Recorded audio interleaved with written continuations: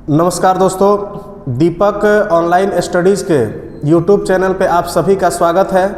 और दोस्तों, जैसा कि आप सब लोग जानते हैं कि हम लोगों ने जो पिछला एनसीईआरटी का जो सीरीज स्टार्ट किया था, एनसीईआरटी सॉल्यूशन सीरीज, जिसमें कि हम लोग जो 11th क्लास और जो 12th क्लास है, तो इन दोनों के जो प्रश्न थे एनसीईआरटी के, तो उसको हम लोग जो है यहाँ पे हल कर रहे थे। तो उस सीरीज को हमने बीच में रोक दिया था कुछ टाइम के लिए, क्योंकि मेरे पास में समय का अभाव हो गया था। अब आज जो है, आज से हम लोग जो एनसीईआरटी सॉल्यूशन सीरीज है, इसको मेन हम लोग आज से वापस से स्टार्ट करने वाले हैं। और आपको ध्यान देना है कि ये जो हम लोग का सीरीज होने जा रहा है, तो इसमें हम लोग अल्टरनेट वे में, मतलब एक दिन आपका 11th क्लास का और एक दिन आपका 12th क्लास का, तो इस तरीके से करके और आपका डेली जो है अब इसके वीडियो को अपलोड किया जाएगा और आपका जो क्लास है वो रेगुलर अब यहाँ से स्टार्ट हो जाएगा। ठीक है, तो आज का जो हम लोग का मेन क्लास होने जा रहा है, तो इसमें हम लोग जो 11th क्लास का हम लोग का एनसीईआरटी था, तो 11th क्लास के एनसीईआरटी में जो सेल चैप्टर है, कोशिका जीवन की इकाई जो चैप्टर है, तो उस चैप्टर में कुछ प्रश्न हमारे बच गए थे। 2 प्रश्न मेन बच गए थे हमारे। तो उन दोनों प्रश्नों को सबसे पहले आज के क्लास में हम लोग यहाँ पर हल करेंगे और उसके बाद में हम लोग मेन जो है अपने इस सीरीज को इसी के साथ में शुरू करेंगे। ठीक है, तो चलिए आज जो है हम लोग अपने क्लास को स्टार्ट करते हैं। ध्यान दीजिएगा, यहाँ पर जो हम लोग का क्लास है, तो इसमें जो पहला हम लोग का यहाँ पे प्रश्न है, ये टोटल जो है प्रश्न संख्या अगर देखा जाएगा, तो ये टोटल आपका प्रश्न संख्या हो जाएगा 13। ठीक है, और इसमें कह रहा है कि रेखांकित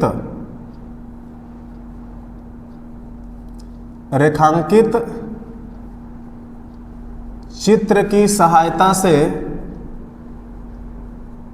रेखांकित चित्र की सहायता से निम्नलिखित की जो संरचना है, तो निम्नलिखित की संरचना का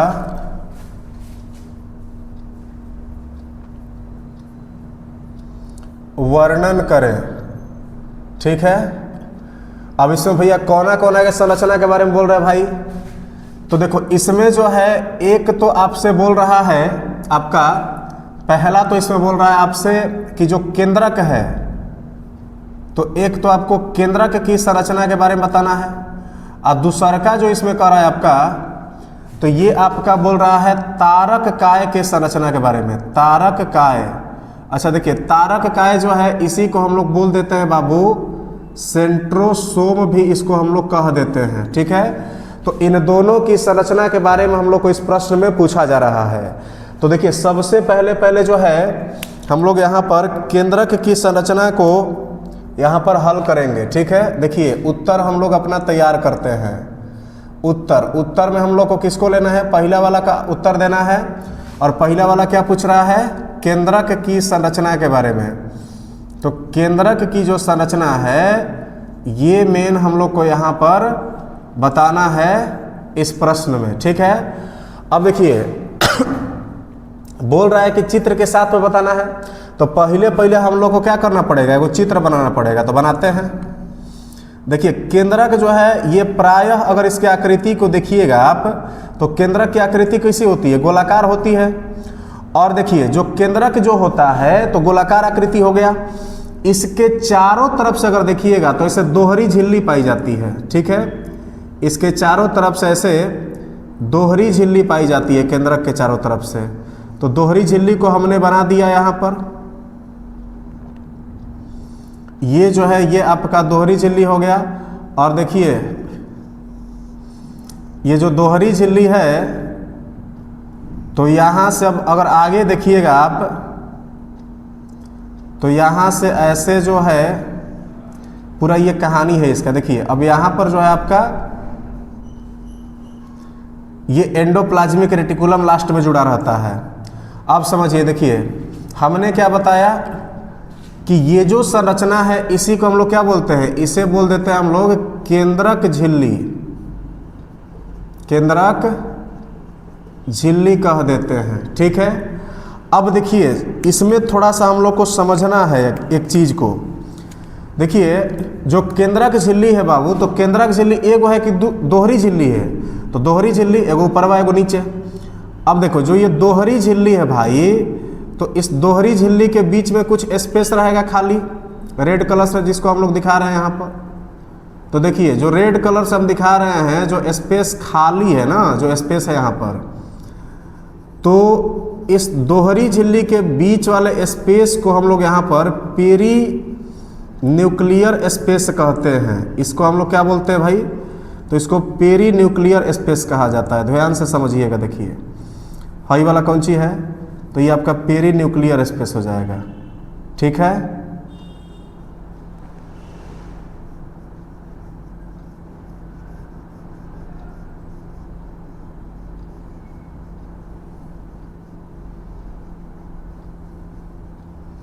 यही आपका पेरी न्यूक्लियर स्पेस हो जाएगा। तो लिख लेते हैं। देखिए दोनों झिल्लियों के बीच वाला एरिया क्या कहलाएगा, ये कहलाएगा आपका पेरी न्यूक्लियर स्पेस कहलाएगा। ये क्या कहलाएगा, ये आपका पेरी न्यूक्लियर स्पेस कहलाएगा। ठीक है, अब देखो भाई, जो हम लोग का यहाँ पर केंद्रक झिल्ली है, तो इसमें बीच बीच में क्या हुआ, ये सिकुड़ा हुआ है, और सिकुड़ने के कारण जहाँ जहाँ सिकुड़ा है वहाँ वहाँ छोटा छोटा इसमें छिद्र है। ठीक ना, तो देखो जो इसमें छोटे छोटे छिद्र हैं, इन छोटे छोटे छिद्रों की अगर बात करिएगा तो इनको हम लोग बोल देते हैं केंद्रक छिद्र।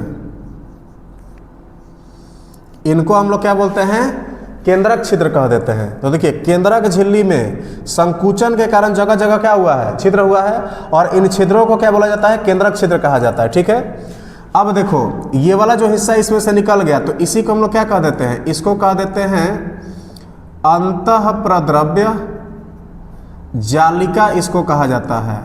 मतलब जो केंद्रक झिल्ली है, तो केंद्रक झिल्ली आगे जो अपना विस्तार करते हुए किसका निर्माण कर लेती है, तो अंतःप्रद्रव्य जालिका का भी निर्माण कर लेती है। ठीक है, अब आगे समझिएगा, सुनिए। जो केंद्रक झिल्ली है, तो केंद्रक झिल्ली से घिरा हुआ ये जो एरिया है बीच वाला, तो इसमें कुछ पदार्थ भरा होगा आपका। तो इसमें जो पदार्थ भरा होता है, इस पदार्थ को हम लोग क्या कहते हैं, तो इसे हम लोग कह देते हैं केंद्रक द्रव्य। इस पदार्थ को हम लोग क्या कहते हैं जी, तो इसे हम लोग केंद्रक द्रव्य कह देते हैं। ठीक है, अब आइए आगे समझिएगा कहानी को। देखिए समझिएगा, देखिए जो केंद्रक द्रव्य है, तो इस केंद्रक द्रव्य के भीतर, केंद्रक द्रव्य के भीतर ऐसे धागे नुमा ऐसे संरचना का पूरा जाल पाया जाता है।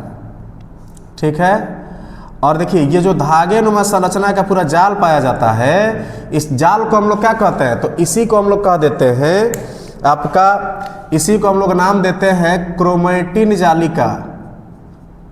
इसे हम लोग क्रोमैटिन जालिका कह देते हैं। इसे हम लोग क्रोमैटिन जालिका कह देते हैं। ठीक है, ये पूरा कहानी समझ में आ गया। अब देखो इसके बाद में अगर देखा जाए, तो इसके बाद में इस केंद्रक द्रव्य में जगह जगह ऐसे देखा जाए तो छोटे छोटे ऐसे कण बिखरे होते हैं, जिनके चारों तरफ से कोई भी झिल्ली नहीं होती, यानी कि ये झिल्ली विहीन कण होते हैं। और इन झिल्ली विहीन कणों को हम लोग क्या कहते हैं, तो इनको अगर देखा जाए तो इन्हें कहा जाता है केंद्रिका।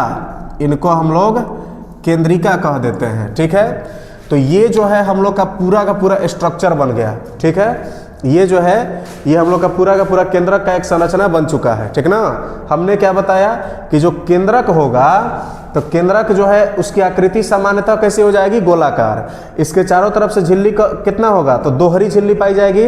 दोनों झिल्ली के बीच वाला एरिया क्या कहलाएगा, तो इसे पेरी न्यूक्लियर स्पेस कह देंगे। फिर इसके बाद में अगर देखा जाए तो हमने क्या बताया कि केंद्रक झिल्ली जगह जगह संकुचित होती है, और संकुचन के कारण इसमें से छिद्र उत्पन्न होते हैं। इन छिद्रों को हम लोग क्या बोलते हैं, तो इनको हम लोग केंद्रक छिद्र कह देते हैं। ठीक है, फिर इसके बाद में केंद्रक के अंदर अगर प्रवेश करिएगा तो केंद्रक के अंदर में अर्ध तरल पदार्थ भरा होता है, और उस पदार्थ को हम लोग क्या कहते हैं, तो उसे केंद्रक द्रव्य कह देते हैं। ठीक है, फिर इसके बाद में अगर देखा जाए तो जो केंद्रक द्रव्य है, तो केंद्रक द्रव्य में आपका धागे नुमा संरचना का जाल पाया जाता है और इसे हम लोग क्या बोलते हैं, तो इसे क्रोमेटिन जालिका कह देते हैं।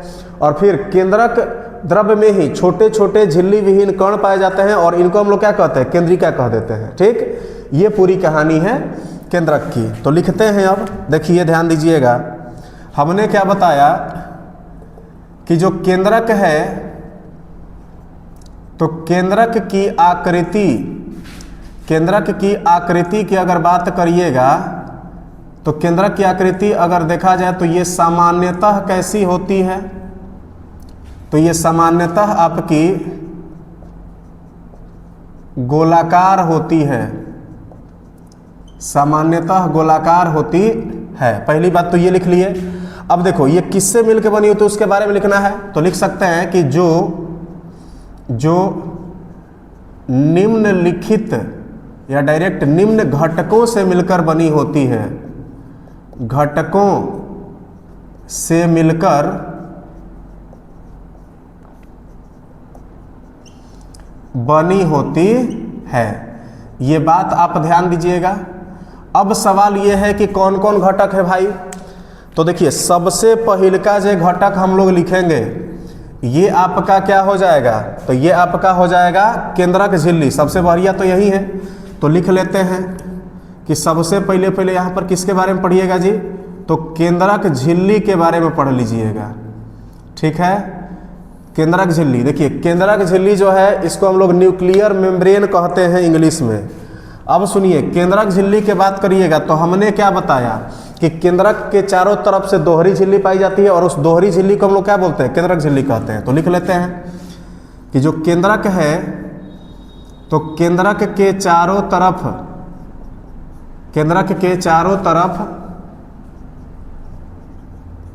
से दोहरी झिल्ली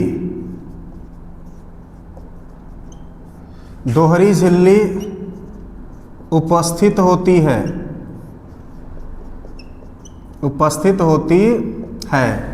और जिसे हम लोग क्या बोलते हैं, तो जिसे केंद्रक झिल्ली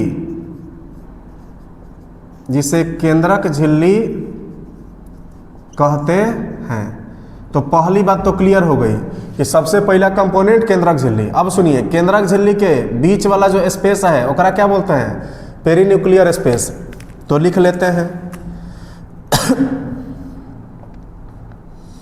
दूसरा नंबर में पेरीन्यूक्लियर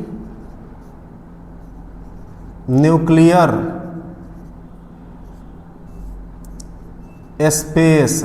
ठीक है, देखिएगा इसमें हमने क्या बताया, इसमें हमने बताया कि दोनों केंद्रक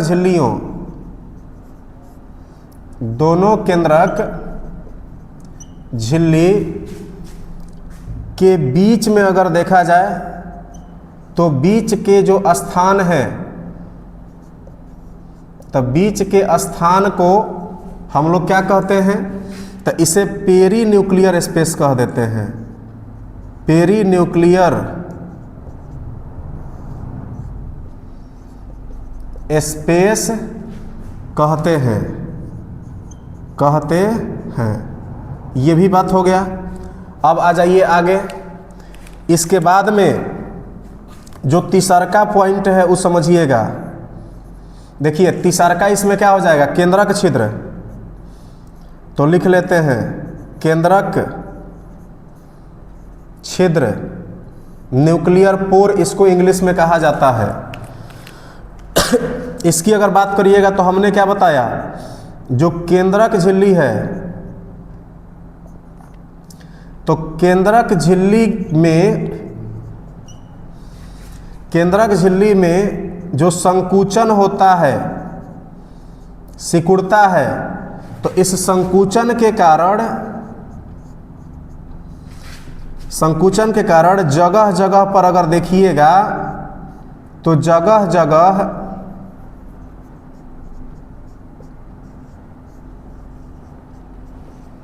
छोटे छिद्र उत्पन्न हो जाते हैं।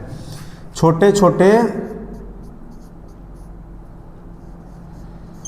छिद्र उत्पन्न होते हैं। और इन छिद्रों की अगर बात करिएगा तो इन्हें हम लोग क्या कह देते हैं जी, तो जिन्हें केंद्रक छिद्र कहा जाता है, केंद्रक छिद्र कहते हैं। ये बात भी क्लियर हो गया। अब देखिए केंद्रक छिद्र के बाद में अंदर एंट्री कर जाते हैं। अंदर एंट्री करिएगा तो क्या मिलेगा आपको, अर्ध तरल पदार्थ, और उसी को हम लोग क्या बोलते हैं, उसे हम लोग बोल देते हैं आपका केंद्रक द्रव्य। तो अगला जो पार्ट हम लोग पढ़ेंगे इसमें, ये हो जाएगा आपका केंद्रक द्रव्य। ठीक है, तो देखिए अगला इसमें कंपोनेंट कौन होता है जी, अगला हो जाता है केंद्रक द्रव्य। केंद्रक द्रव्य समझिएगा।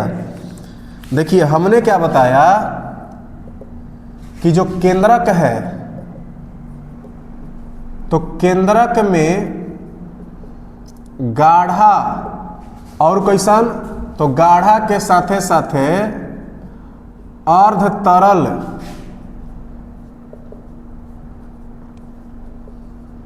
पदार्थ भरा होता है, जिसे हम लोग क्या कहते हैं, तो जिसे हम लोग केंद्रक द्रव्य कह देते हैं।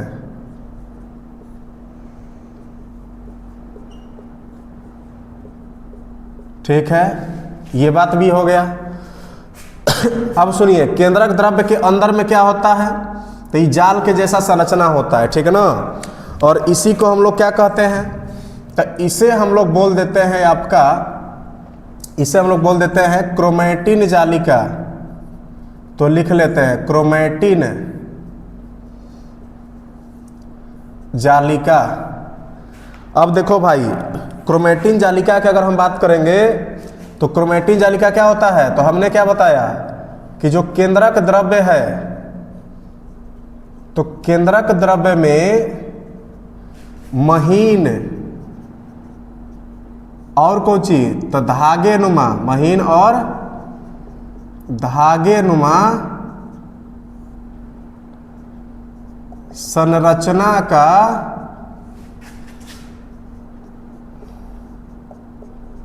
जाल पाया जाता है, पाया जाता है।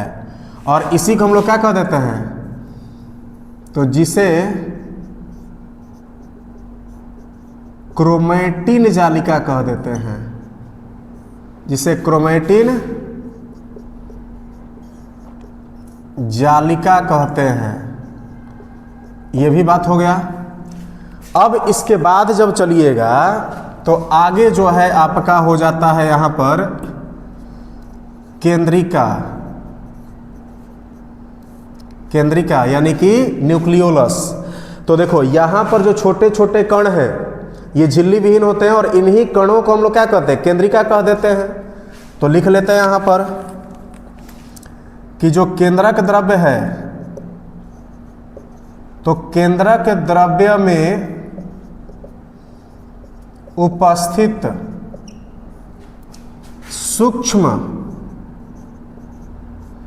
और कैसन, तो झिल्ली विहीन कणों को हम लोग क्या कहते हैं, तो कणों को हम लोग केंद्रिका कह देते हैं, केंद्रिका कहते हैं। ये मेन पूरी कहानी है आपका केंद्रक के संरचना का। हम उम्मीद करते हैं कि ये पूरा कहानी आपको समझ में आ गया होगा। जल्दी से आप इसका स्क्रीनशॉट लीजिए, उसके बाद हम लोग आगे जो है अगले पार्ट को इसका देखेंगे, सेंट्रोसोम के बारे में देखेंगे। ठीक है, तो जल्दी से स्क्रीनशॉट लीजिए।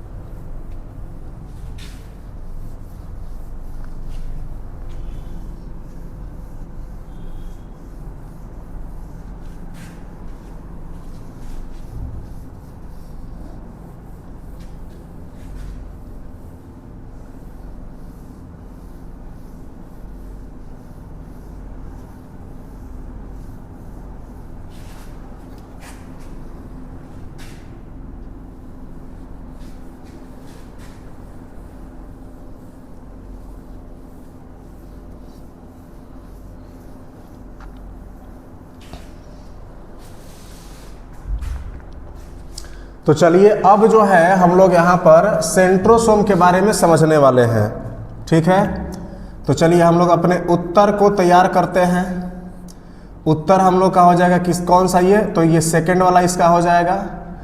और इसमें हम लोग को पढ़ना है किसके बारे में भैया, तो ये पढ़ना है हम लोग को तारक काय या फिर जो सेंट्रोसोम है, तो तारक काय या सेंट्रोसोम की संरचना के बारे में हम लोग को यहाँ पर पढ़ना है, ठीक है। सबसे पहले इसमें भी हम लोग क्या करेंगे, फिगर बनाएंगे। देखिए सेंट्रोसोम की अगर बात करी जाएगी तो सेंट्रोसोम जो है ये एक्चुअली में अगर देखा जाए तो ऐसे बेलनाकार एक स्ट्रक्चर होता है और इसके नीचे एक और जो है यहाँ पर ऐसे बेलनाकार ऐसे स्ट्रक्चर पाया जाता है। तो देखिए दो गो बेलनाकार स्ट्रक्चर से मिल करके और कौन बना हुआ है आपका, सेंट्रोसोम एक्चुअली में आपका बना हुआ है, ठीक। अब देखो ये जो दोनों बेलनाकार स्ट्रक्चर होते हैं इनको हम लोग कह देते हैं क्या, तो इनको कह देते हैं हम लोग सेंट्रियोल। इनको क्या कह देते हैं हम लोग, सेंट्रियोल कह देते हैं। ये भी सेंट्रियोल और ये भी क्या हो जाएगा, ये भी आपका हो जाएगा सेंट्रियोल हो जाएगा, ठीक ना। तो ये दो गो सेंट्रियोल जो होते हैं, दो सेंट्रियोल से मिलकर के ये मेन बना होता है। और इसके चारों तरफ से अगर देखिएगा तो इसके चारों तरफ से आपका कोई भी मतलब झिल्ली नहीं पाया जाता है, ठीक है। अब देखिए जो सेंट्रियोल है, तो सेंट्रियोल भैया कैसे बने हुए हैं, तो देखिए सेंट्रियोल जो है इसका ऊपर वाला हिस्सा हम खोल करके इधर दिखाते हैं आपको कि ऊपर वाला हिस्सा कैसे जुड़ा होता है। तो देखिए जैसे मान लीजिए कि सेंट्रियोल जो है ऐसे गोल है पूरा ऐसे ऊपरवा से, तो जो गोल ये स्ट्रक्चर है तो इसमें क्या होता है कि इसमें आपका तीन गो जो है ना ऐसे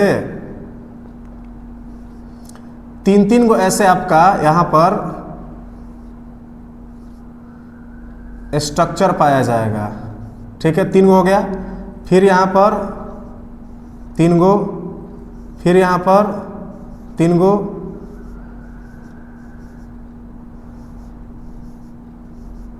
ठीक है। तो 3 3 6, फिर इसके बाद में यहाँ पर 3 गो यहाँ पर, तो कितना हो गया 3 3 6 और 3 9। ऐसे देखिए मतलब 9 गो ही होता है, थोड़ा सा और छोटा कर लेते हैं इस फिगर को। देखिए यहाँ पर एक हो गया आपका, ठीक है, फिर यहाँ से ऐसे, फिर यहाँ से ऐसे हो गया, फिर यहाँ से देखिएगा तो यहाँ से ऐसे हो जाएगा, फिर यहाँ से देखिएगा तो फिर यहाँ से ऐसे हो जाएगा, यहाँ से देखिएगा तो यहाँ से और ऐसे हो जाएगा। तो 3 और 3 6 हो गया। और फिर यहाँ से अगर देखिएगा तो यहाँ से आपका ऐसे हो जाता है, ठीक है ना। तो 3 और 3 6 3 9 टोटल ऐसे मतलब इसमें 9 को क्या होता है, तो ये आपका होता है माइक्रोट्यूब्यूल्स होता है। ये क्या होता है, माइक्रोट्यूब्यूल्स जो है, तो उससे ये मिल करके पूरा बना हुआ। ये तीनों जो है ना, तो जैसे देखिए समझिएगा ना, देखिए जैसे 3 गो माइक्रोट्यूब्यूल्स हो गए ऐसे पूरा 3 गो, तो 3 गो का ग्रुप बना, इसको हम लोग मेन बोल देते हैं ट्रिपलेट। और ऐसा टोटल 9 गो ट्रिपलेट जब एक साथ जुड़ेगा ऐसे पूरा, तो 9 गो जब ट्रिपलेट जुड़ेगा तब जाकर ओकरा से क्या बनेगा, एगो सेंट्रियोल बनेगा, ठीक। और ये 2 सेंट्रियोल जब आपस में से जुड़ जाते हैं तो जुड़ने के बाद में मेन किसको बनाते हैं, सेंट्रोसोम का निर्माण कर देते हैं। ये मेन इसका स्ट्रक्चर होता है, ठीक ना। अब देखो इसके बाद क्या होता है कि इन सेंट्रियोल के चारों तरफ से ऐसे प्रोटीन का एगो लेयर पाया जाता है। सेंट्रियोल के चारों तरफ से क्या होता है जी, तो प्रोटीन का एगो लेयर होता है, प्रोटीन का एगो प्रोटेक्टिव लेयर होता है। और ये जो प्रोटेक्टिव लेयर है ये कोई झिल्ली नहीं है, ये सिर्फ प्रोटीन का एक आवरण है, ठीक है ना। इस बात को ध्यान रखिएगा, इसमें झिल्ली नहीं पाई जाती है। तो ये जो प्रोटेक्टिव लेयर है ये कुछ इस प्रकार से ऐसे पाया जाता है, ठीक है। अब देखो ये जो प्रोटेक्टिव लेयर है ना, इसको हम लोग क्या बोलते हैं, इसे हम लोग बोल देते हैं पेरी सेंट्रियोलर परत हम लोग कह देते हैं। ठीक है, तो इस तरीके से ये हो जाता है पूरा इसका कहानी। अब समझिएगा इसके कहानी को हम लोग अब लिखना शुरू करते हैं। देखिए हमने क्या बताया, पहली बात तो ये है कि जो तारक काय है, तो तारक काय के चारों तरफ से बताइए कोई झिल्ली है कि नहीं है, तो नहीं है। तो तारक काय एक कैसी संरचना है, तो ये एक झिल्ली विहीन कोशिकांग है। ठीक है, पहली बात तो हो गई, ये कैसन है जी, तो झिल्ली विहीन कोशिकांग है। और उसके बाद में आपको ध्यान देना है कि जो कहाँ पाया जाता है, तो जो सिर्फ जंतुओं की कोशिका में पाया जाता है, जंतुओं की कोशिका में पाया जाता है। अब इंपॉर्टेंट बात समझिए, देखिए हमने क्या बताया कि ये जो है ये किससे बना हुआ है, तो ये दो गो छड़ाकार संरचना से मिलकर बना हुआ है। अब दोनों को हम लोग बोलते क्या है, तो सेंट्रियोल कहते हैं। तो देखिए यह दो छड़ाकार संरचनाओं से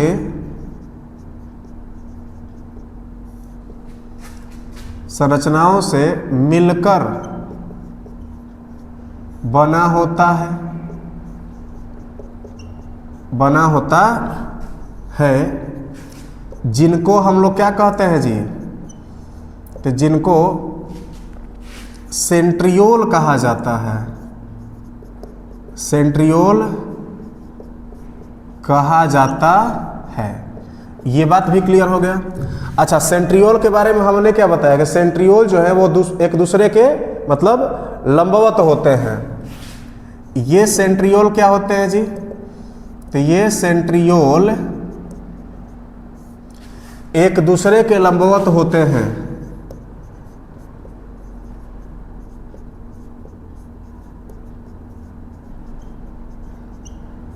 एक दूसरे के लंबवत स्थित होते हैं। तो ये बात भी हो गया। अच्छा, हमने क्या बताया कि जो सेंट्रियोल है, तो सेंट्रियोल किससे मिलकर बने हैं, तो ये माइक्रोट्यूब्यूल्स के ट्रिपलेट से मिलकर बने होते हैं। ठीक ना, तो देखिए जो सेंट्रियोल है,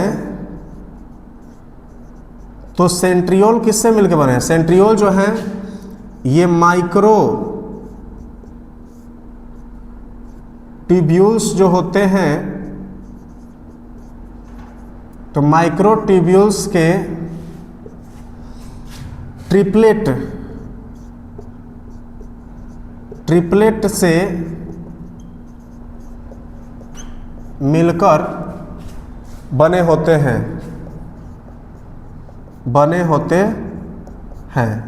ये भी बात हमने बता दिया। और सबसे अंतिम बात कि इसके चारों तरफ से क्या होता है, प्रोटीन का आवरण होता है, जिसे पेरी सेंट्रियोलर परत कहा जाता है। ठीक ना, तो सेंट्रियोल जो होते हैं, तो सेंट्रियोल के चारों तरफ से प्रोटीन जो है, तो प्रोटीन का परत पाया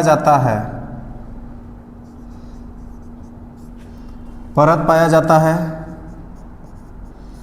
और उसको हम लोग क्या कह देते हैं जी, तो जिसे पेरीसेंट्रियोलर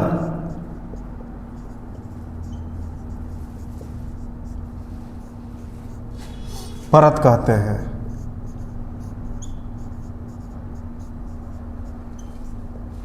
ठीक है, तो ये पूरा इस प्रश्न का आपका आंसर हो गया जो हमने आपको बता दिया। आप इसका भी स्क्रीनशॉट ले लीजिए और तब जाके हम लोग आगे की कहानी को देखेंगे। तो जल्दी से स्क्रीनशॉट लीजिए इसका।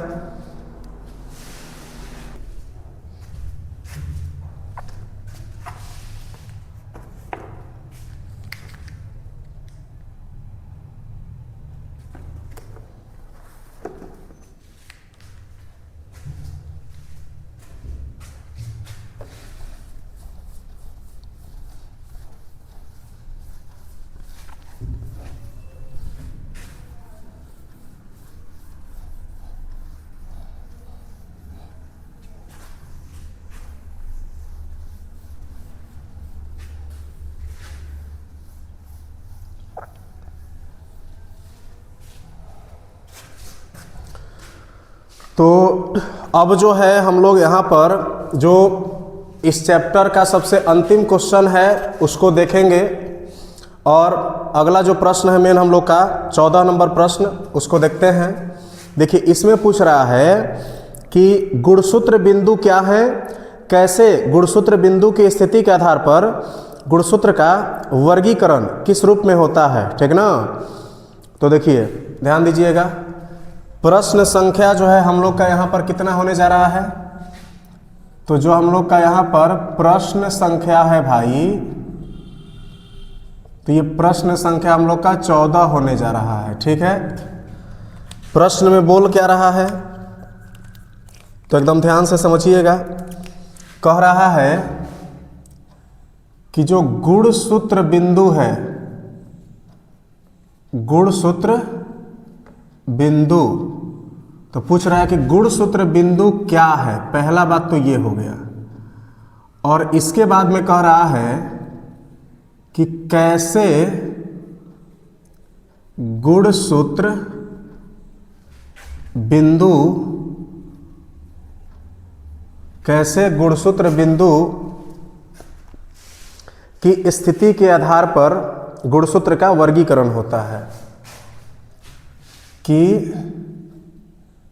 स्थिति के आधार पर, स्थिति के आधार पर गुणसूत्र का वर्गीकरण, वर्गीकरण होता है, ठीक है। ये जो है इसमें जोड़ दिया गया है। और फिर इस प्रश्न में आगे और आपका जोड़ा गया है, अपने उत्तर देने हेतु विभिन्न प्रकार के गुणसूत्रों पर गुणसूत्र बिंदु की स्थिति को दर्शाने हेतु चित्र बनाइए, ठीक है। करा है कि अपने उत्तर हेतु जो गुणसूत्र है, तो गुणसूत्र पर गुणसूत्र बिंदु, गुणसूत्र बिंदु की स्थिति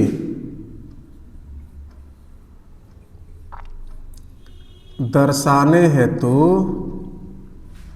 दर्शाने हेतु चित्र बनाइए, ठीक है। चित्र बनाइए।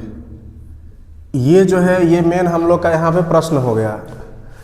इस प्रश्न का उत्तर हम लोग मेन अब तैयार करेंगे। देखिए सबसे पहली बात तो ये होती है कि गुणसूत्र बिंदु क्या है, तो इसको हम सबसे पहले आपको समझाएंगे। देखिए ध्यान दीजिएगा कि जैसे मान लीजिए यहाँ पर हमने उत्तर को ऐसे लिख दिया, और उत्तर जो है मेन हम लोग यहाँ पर अब तैयार करेंगे। देखिए जैसे मान लीजिए कि हमने यहाँ पर एक ऐसे गुणसूत्र को बनाया, ये क्या हो गया, ये गुणसूत्र हो गया, ठीक है। ये आपका गुणसूत्र हो गया, ठीक है। अब देखो गुणसूत्र हो गया। ये जो गुणसूत्र है भाई, तो ये गुणसूत्र जिस पॉइंट पे आकर के गुणसूत्र के, देखिए गुणसूत्र की ये भुजा हो गए, तो गुणसूत्र के भुजा जा करके जिस पॉइंट पर आपस में मिलते हैं, इस पॉइंट को हम लोग क्या बोल देते हैं, तो इसी को मेन हम लोग बोल देते हैं गुणसूत्र बिंदु, या इसी को हम लोग क्या कह सकते हैं, तो इसी को हम लोग कह देते हैं यहाँ पे सेंट्रोमियर, तो या इसी को कह देते हैं सेंट्रोमियर, ठीक है। तो ये पूरा इसका कहानी हो गया, ठीक है ना। चलिए देखिए, अगर हमसे पूछा गया है कि गुणसूत्र बिंदु क्या है, तो सबसे पहले इसको हम लोग ध्यान से डिफाइन करते हैं, गुणसूत्र बिंदु, ठीक है। देखिए हमने क्या बताया कि गुणसूत्र जो हैं, तो गुणसूत्र की भुजाएं, गुणसूत्र की भुजाएं जिस बिंदु पर आकर, जिस बिंदु पर आकर आपस में जुड़ती हैं, आपस में जुड़ती हैं, उन्हें क्या बोलते हैं भैया? तो उन्हें हम लोग गुणसूत्र बिंदु कह देते हैं।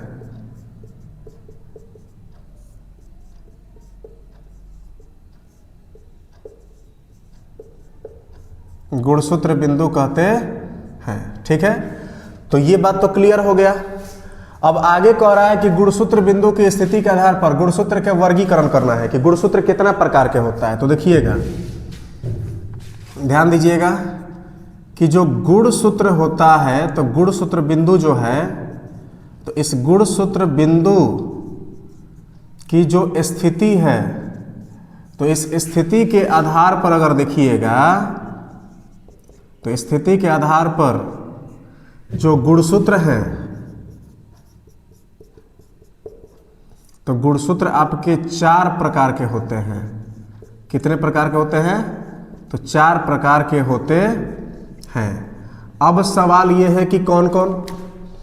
तो देखिए, सबसे पहिलका वाला हम लोग बनाते हैं। देखिए, सबसे पहिलका जो गुणसूत्र है उसको बना लेते हैं। देखिए, सबसे पहला जो होता है, इसे हम लोग कह देते हैं मेटासेंट्रिक।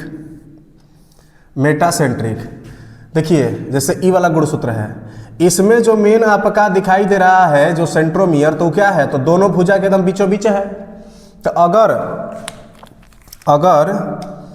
आपका यदि जो सेंट्रोमियर है, सेंट्रोमियर यानी किसी को गुणसूत्र बिंदु कहते हैं, ठीक ना? तो यदि सेंट्रोमियर क्रोमोसोम या गुणसूत्र जो है, गुणसूत्र के ठीक बीच में स्थित हो, ठीक बीच में स्थित हो। पहली बात तो ये है। अब देखो, बीच में स्थित होगा तो दोनों भुजा क्या हो जाएगा? बराबर, ठीक ना? तथा गुणसूत्र की जो दोनों भुजाएं हैं, तो दोनों भुजाएं क्या हों? ये आपस में बराबर हों।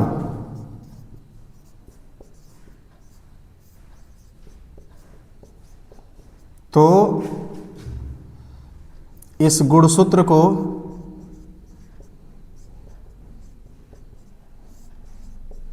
हम लोग क्या कहते हैं? तो मेटासेंट्रिक गुणसूत्र कह देते हैं।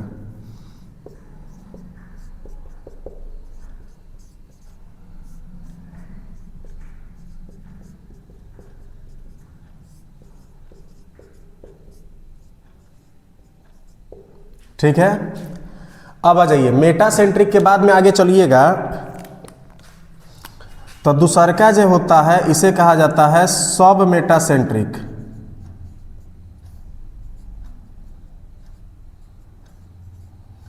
ये क्या है? थोड़ा सा समझिएगा। देखिए,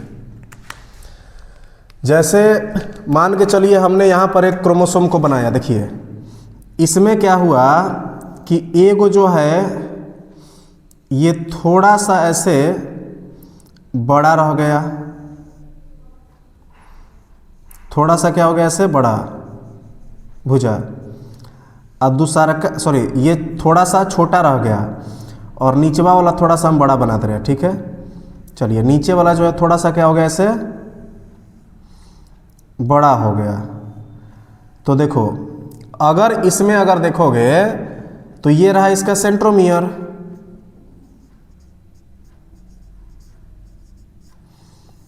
यहां पर हम लोग क्या देख रहे हैं कि एक भुजा की लंबाई जो है ना,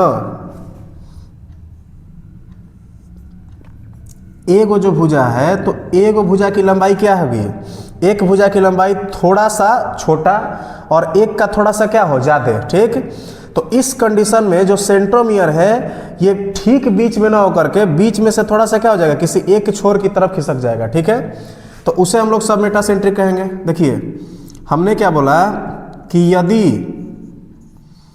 जो गुणसूत्र है, तो यदि गुणसूत्र के जो भुजा हैं तो इन भुजाओं की लंबाई में, भुजाओं की लंबाई में क्या हो, तो आंशिक रूप से अंतर हो, आंशिक रूप से अंतर हो, जिसके कारण जो सेंट्रोमियर है, तो ये सेंट्रोमियर ठीक बीच में स्थित ना हो,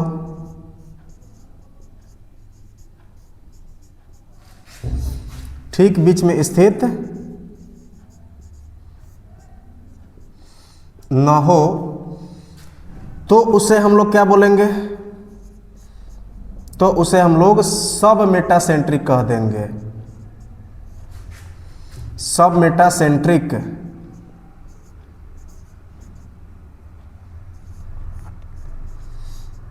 गुणसूत्र कहेंगे। ठीक है, ये बात हो गई। आ जाइए आगे,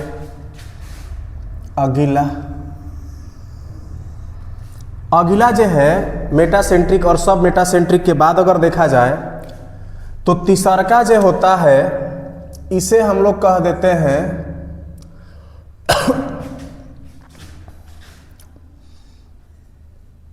एक्रोसेंट्रिक।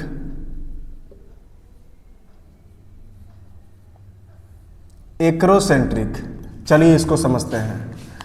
जैसे मान लीजिए कि एगो क्रोमोसोम बना और इस क्रोमोसोम में ऊपर वाला जो भुजा है ना एकदम छोटा छोटा हो गया। इसे देखिए, एगो एकदम क्या हो गया, छोटा, और नीचे वाला जो भुजा है तो ये वाला काफी क्या हो गया, ऐसे लंबा हो गया। तो दोनों भुजा के लंबाई में हो गया काफी ज्यादा अंतर। देखिए वहां पर थोड़ा सा अंतर है, यहां पर क्या है, बहुत ज्यादा अंतर हो गया। तो दोनों भुजा की लंबाई में अगर काफी अधिक अंतर हो जाए, जिसके कारण जो सेंट्रोमियर है, यही क्या कहलाता है, यही कहलाता है आपका सेंट्रोमियर।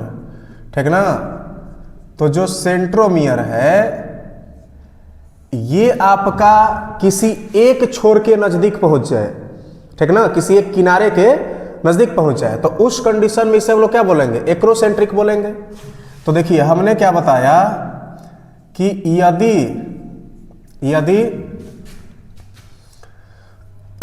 यदि क्रोमोसोम के या यदि गुणसूत्र के दोनों भुजाओं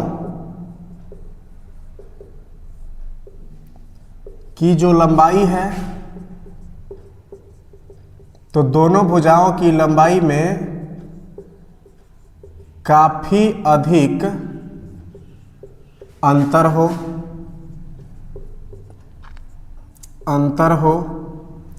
जिसके कारण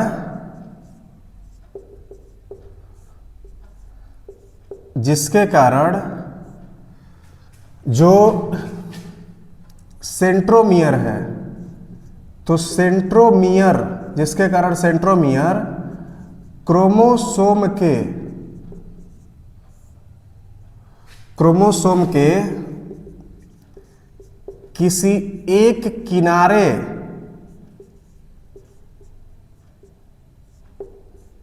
के समीप पहुंच जाए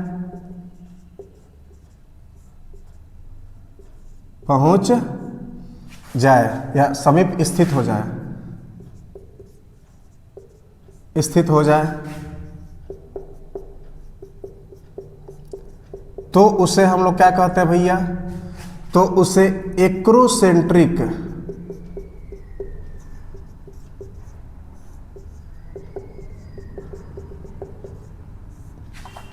क्रोमोसोम कहते हैं।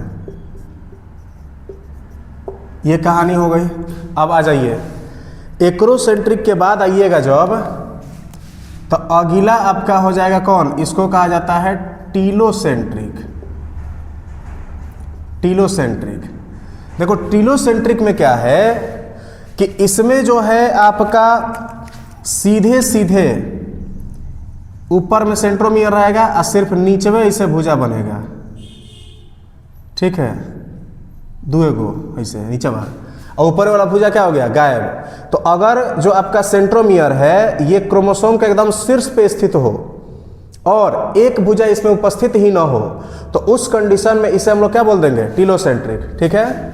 तो देखिए यदि जो क्रोमोसोम है, तो यदि क्रोमोसोम में सिर्फ एक ही भुजा स्थित हो,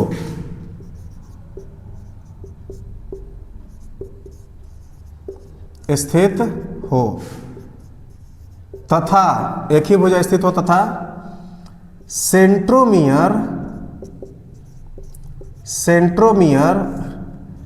भुजा के किनारे पर स्थित हो, किनारे पर स्थित हो, तो उसे हम लोग क्या बोल देंगे, तो उसे हम लोग टीलोसेंट्रिक कह देंगे, टीलोसेंट्रिक क्रोमोसोम कह देते हैं।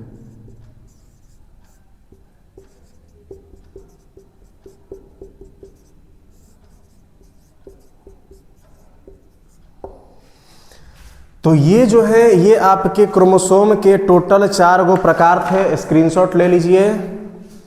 और इसी के साथ जो है हम लोग का ये चैप्टर जो है आपका पूरा का पूरा कंप्लीट हो गया, ठीक है। अब जो है हम लोग अगला जो मैंने 11th क्लास का वीडियो यहाँ पर लाएंगे एनसीईआरटी का, तो उस वीडियो में हम लोग का पहला चैप्टर है जिस चैप्टर का नाम है जीव जगत, तो उस चैप्टर से रिलेटेड जितने भी आपके एनसीईआरटी के प्रश्न होंगे तो उन प्रश्नों को हम लोग अगले वीडियो से सॉल्व करना शुरू करेंगे। तो चलिए इसी तरीके से आप हमारे साथ बने रहिए और अपनी पढ़ाई करते रहिए। मिलते हैं अगले क्लास में। धन्यवाद।